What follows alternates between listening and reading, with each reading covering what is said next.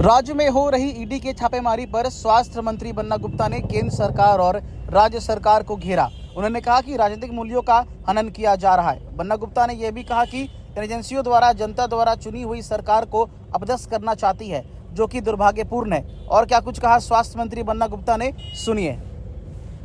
नहीं, स्वाभाविक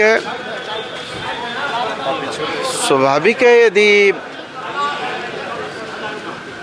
ईडी हो, सीबीआई हो, इनकम टैक्स हो, ये हमारे संवैधानिक मूल्यों को संरक्षित करने की वो संस्थाएं हैं जिन संस्थाओं पर हम लोगों को नाज है। लेकिन यदि ये संस्थाएं बायस्ड होकर राजनीतिक कारणों से जनता के द्वारा चुनी हुई सरकार को अपदस्थ करने की यदि योजनाओं में शामिल होंगी, तो कहीं ना कहीं हम लोगों को जनता की अदालत में जाना होगा। कहते हैं कि जब जुल्मतें बढ़ जाएं हद तक एक लौह जलाना लाजिम है, जब हाकिम ही गुमराह करे आवाज़ उठाना लाजिम है, जब हाकिम संकातिल हो जाए हर लब पर पहरा हो जाए, सहमी सहमी गलियां हो, खौफ का आलम गहरा हो, आवाज़ उठाना लाजिम है, आवाम जगाना लाजिम है।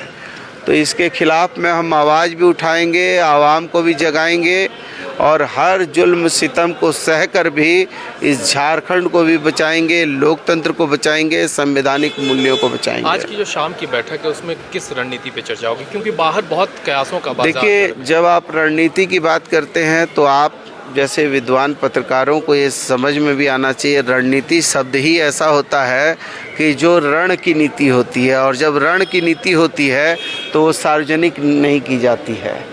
तो जब वार होगा उस वार पर हम लोकतांत्रिक तरीके से पलटवार करेंगे और हम चुप नहीं बैठेंगे। सवाल इस था कि ईडी की कार्रवाई पे नेतृत्व परिवर्तन की चर्चा बहुत तेजी से हो रही है। अरे भाई, आप